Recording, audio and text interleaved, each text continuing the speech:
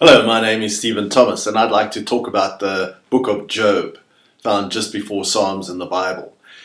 If you haven't read it for a while, the story goes something like this, that there was this most righteous man in the earth, and God boasts about his righteousness to Satan. And Satan says, "No, but he's only righteous because you bless him." So God says, "I don't think so." So Satan says, "Well, let me take away everything he has, and he will curse you." So God says, "Okay, basically you can go and take away everything he has, but don't take his life." So Job's life is spared, and towards the end of the book of Job, even his health is taken away, and he's as miserable as can be. And that is the story. So we are left with this feeling of, what is this book all about? What are we supposed to learn from the book of Job? And I'd like to take a lesson from the book of Job, a lesson that I draw from the book of Job, and I'm sure there are many more. So let's just see. In the very first verse, it's set up and it says, Job 1 verse 1, "There was a man in the land of Uz whose name was Job, and that man was perfect and upright, and one that feared God and eschewed evil." And in other places it says that there was no one quite like Job in the earth righteous. So there's no doubt. If God says that he's righteous, and Satan didn't disagree, and Job insisted that he was righteous, so what was the problem? Why was it that this most righteous man in all the earth was allowed to suffer? Seems a bit unfair, doesn't it? But there's a very important lesson, I think, that we can gather from this. Now, surprisingly, in Job 42, verse 5 to 6, so it's a long book, we find that Job eventually says this. He says that he repents of something. Job 42, 5 to 6. "I have heard of thee," this is about God, this is what Job says, "by the hearing of the ear. But now my eye sees you, wherefore I abhor myself and repent in dust and ashes." So at the end of the book, we find Job is actually repenting of something. So there really was a problem. Actually, Job did learn something from the whole experience. But what are we to learn from the whole experience? Now, I could go through a few verses that prove that Job was righteous. First of all, we've read that God says he's righteous. Now in Job 1 verse 8, "And the Lord said to Satan, Have you considered my servant Job, that there is none like him in the earth, a perfect and upright man, one that fears God and eschews or hates evil." So there was no one in the earth like Job. So that's beyond doubt. And when Job is struck down, and he loses his 7 sons, he loses his 3 daughters, he loses a fortune in wealth, he loses his animals, he loses his whole source of income, and finally he's reduced to boils that cover his whole body, and he's sitting on the ash heap scraping the boils, absolutely miserable. But it's beyond doubt that Job was the most righteous man on the earth, and the mind boggles that he could suffer so. But I think an interesting point is this, that Satan says, "Yes, but you've blessed him. Everything he has because of you." Look at Job chapter 1 verse 10. This is what Satan says. Have not thou made a hedge about him and about his house and about all that he has on every side? You have blessed the work of his hands, and his substance is increased in the land. So Satan says, "I can't touch this man because you protect him, you favor him."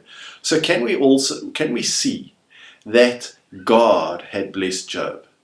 That the reason Job was so blessed at the start of the book is because God had unfairly blessed him. Or maybe you would insist fairly.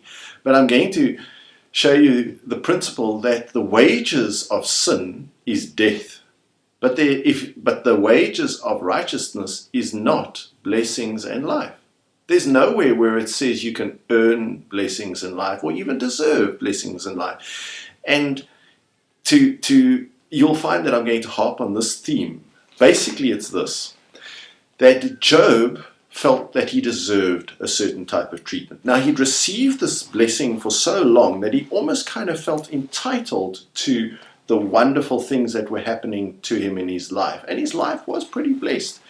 But he kind of got the feeling that somehow his goodness, and there's no doubt about his goodness. No one, when you read a list of Job's goodness, which I'll mention in a moment, there's just no doubt that this man was more righteous than anyone, I think, today. So he kind of felt that his goodness entitled him to the lifestyle of blessing. And when it was taken away, at first he said nothing, but then he had 3 friends come along and they started accusing him of, yes, you must be sinning somehow because, and so you're being punished for your sin. And that kind of provoked Job to start telling all his righteous deeds and everything that he'd done and how it was so unfair. And if he could only be in God's presence at his court, he would defend himself and his innocence, and he would tell God, in a sense, how wrong God is to punish him like this, because all the wicked out there are enjoying themselves. And yeah, I'm the most righteous man on earth, God in fact says about him. And here I'm suffering, but all the wicked people, they are enjoying their lives. It's really unfair. Now, Job doesn't say, boy, it was so unfair at first how much God was blessing me. So the point that I get out of this book of Job is this. We think almost that our good deeds, our works, entitle us to the life of Riley. And Christians can fall into this trap of thinking that they deserve to be blessed, or somehow that blessing comes from works, or somehow that it all doesn't boil down to God's goodness. Our value and our worth is not intrinsic. We are not a source, we are not a cause of blessing in our lives. There's nothing we can do, there's no magical words we can say. Even our most righteousness cannot make God bless us, because God is God. We're not God. And the one who has the ultimate say is God.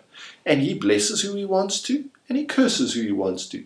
And we as Christians can feel that we've lived under the blessing and umbrella and hedge of God for so long, we can almost feel that there's some intrinsic worth to us. And every time we boast about anything,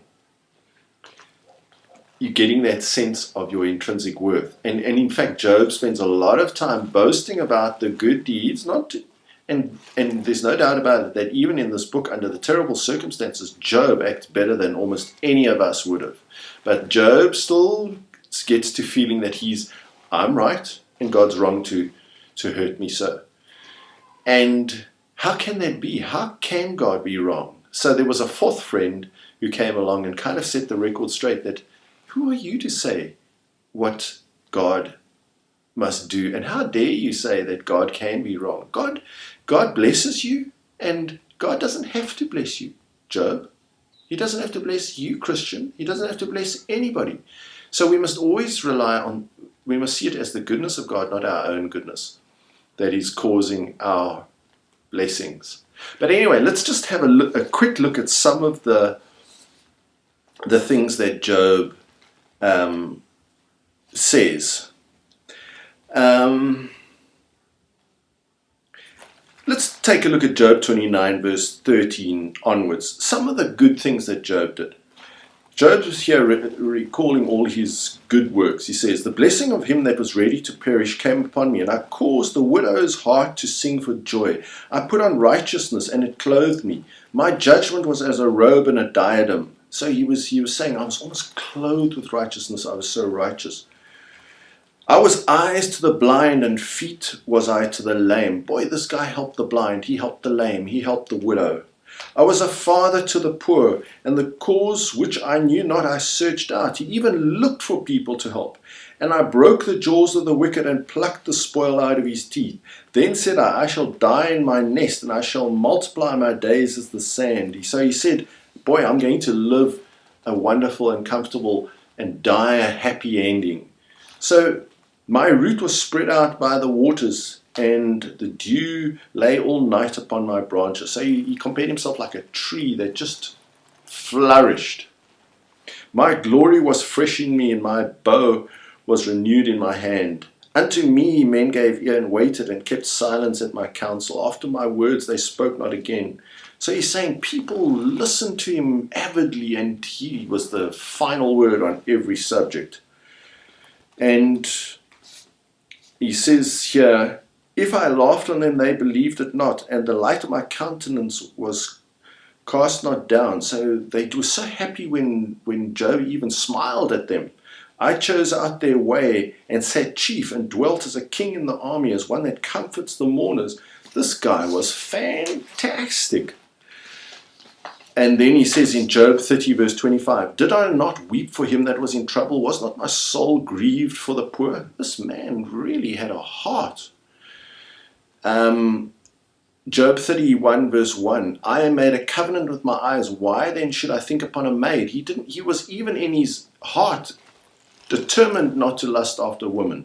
Real New Testament stuff. But now, this is in Job 31, he goes through a whole list of things that he did. Too long, actually. I do not have the time. But this guy was a fantastic helper of everybody. Everyone around him was blessed by him. So now, in Job 32 verse 1, it says, so these three men, or these Job's friends, ceased to answer Job because he was righteous in his own eyes. So Job acknowledged that he was good. He realized it. God acknowledged it, and Job acknowledged it. And in Job 34 verse 5 to 9, for Job has said, I am righteous, and God has taken away my judgment. So Job insisted he was righteous, and there's no doubt about it that he was righteous. But to take another case study, there was Nebuchadnezzar, who was the king over the greatest empire, Babylon, and he also boasted about himself. He almost thought he had this intrinsic value. And God, one day when he boasted too much, God just reduced him to an animal, and for 7 years he went around on his hands and knees, eating grass like an ox. God did that to show Nebuchadnezzar, you have zero intrinsic value. And he humbled Nebuchadnezzar so that he would realize that God is the one who sets people up, and God is the one who brings them down. We have no intrinsic value apart from what God gives us. And God had happened to give Job, and God had happened to take it away from Job. And I want you to notice too that it wasn't God who took it away from Job. God allowed Satan access to curse Job, except he could not kill Job, which he would have done if he could have. There are many people in the earth, in many societies, where Satan has full reign to hurt, punish, and kill members of that society. It seems very unfair, but Satan is the ruler of this world, the prince of the power of the air. He rules this earth. And Job had been so unfairly blessed by God. Yes, he was righteous. He kind of deserved it, he felt. But when he was allowed to be hurt by Satan, which many people on the earth unfairly are, he felt this is just totally unfair. I deserve God's blessing. And we can never say that. And this was the fault. Just like Nebuchadnezzar says, look at this great Babylon that I have made. Isn't it the work of my hands? And God just smote him down, and for 7 years he had to eat straw like an ox to show that he's nothing. You, Nebuchadnezzar, and you, Job, are nothing without me. So stop getting all boastful. Stop taking strength out of your own righteousness. It doesn't matter, even if you're the most righteous person on earth, you still, the wages of sin is death. We all deserve death. We all deserve suffering. We all deserve to be slaves, beaten, whipped, in horrible diseases, dying of cancer, starving, you name it. There's nothing that we can say there's no blessing on earth that we can say we intrinsically deserve, but through the grace and goodness of God, he sends his rain upon the just and the unjust. God is the one who blesses everybody unfairly. And Job had to see that he was blessed not because of himself, and God is not forced to bless him, but because God is so kind. At the end of the book, Job gets doubly blessed. Okay, he gets he gets 7 more sons and 3 more daughters, but he gets double all his wealth and other blessings. So God makes it up for Job. But there's a lesson for all of us. Never think you're entitled to anything.